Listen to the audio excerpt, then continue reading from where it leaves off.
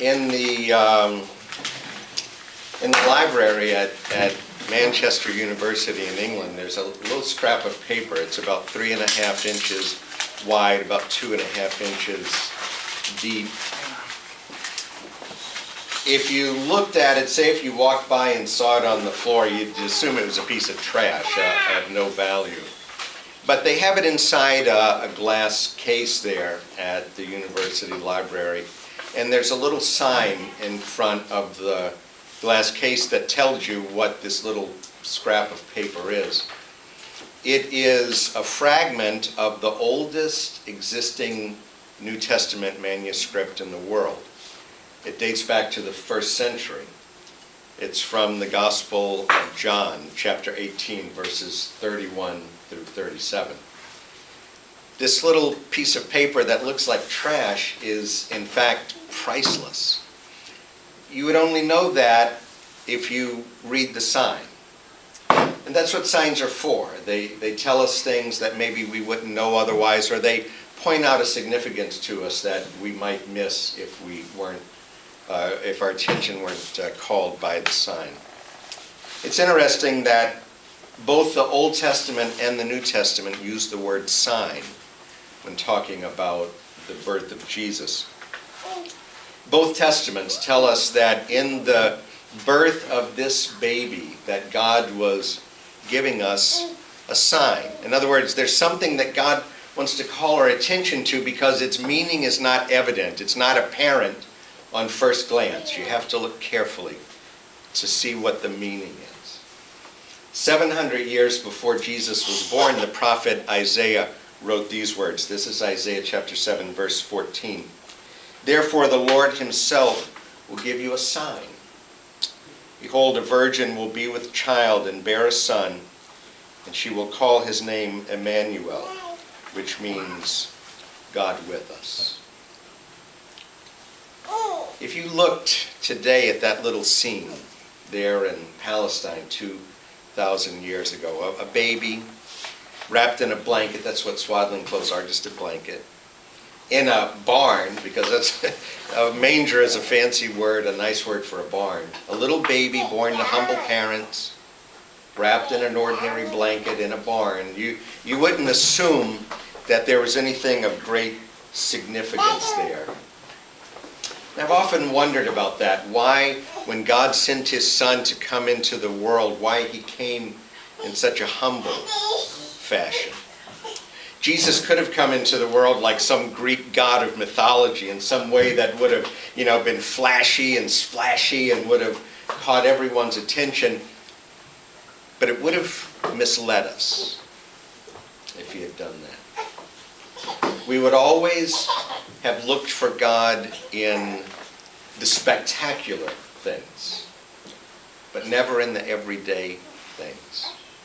And part of what God was communicating to us on that first Christmas morning is that God is with us not just in the spectacular moments of life, the noteworthy moments of life, but that God is with us in the everydayness of life.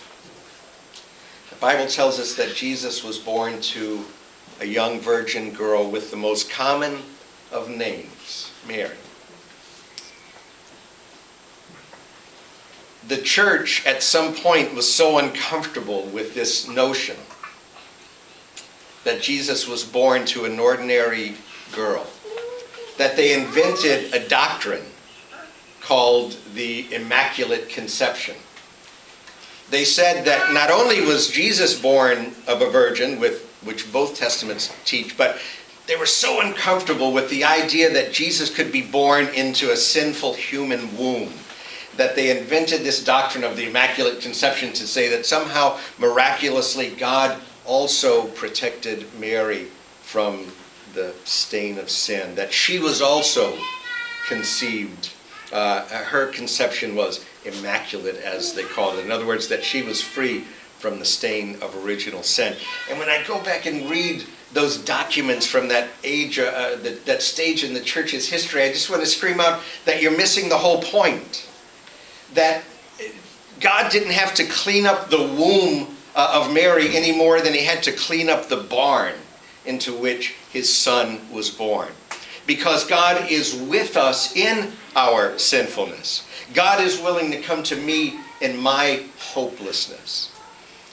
That's our hope. That's our only hope, that God is willing to come to me in my brokenness, in my sinfulness, to save me. And so the sign of that little baby in the manger is that we don't have to find our way to God, because God has already found his way to us. Isn't that what Emmanuel means? God with us. And that is the message of every Christmas, and what every Christmas ought to remind us of. It's that God, who at times can seem so distant and so remote and so unknowable, broke through every barrier and destroyed every obstacle to come to us in Jesus. We couldn't make our way to God, and so he made his way to us. We couldn't fight our way to God, and so he fought his way to us. It's kind of the opposite of what religion is, if you think about it. Sometimes people say that Christianity isn't a religion, it's a relationship, and they're right in this sense, that the whole point of religion is to try to make ourselves acceptable to God, to try to obey certain things and do certain things and observe certain things so that God will look at me and find me to be acceptable. And the incarnation, that God is with us in Jesus, is the exact polar opposite of that. It's God saying, you don't have to find your way to me because I found my way to you. Emmanuel doesn't mean us with God. It means God with us. Long before Jesus was conceived in the womb of a young virgin girl, he was conceived in the mind of God. And everything that God needed to do for you to know him and to have a relationship with him, he has done in Jesus. This is the Christmas season, and there are lights all around the city. The city is lit up. You see them everywhere. And every time I look at the Christmas lights, I remember that when God came into our world in Jesus, there was nothing flashy. There was nothing grand. There was nothing spectacular. He came into the world in a manger, born to humble parents. And the meaning of it was so unapparent that we would never have known it had the Bible not pointed out to us that in that little baby, God is with us.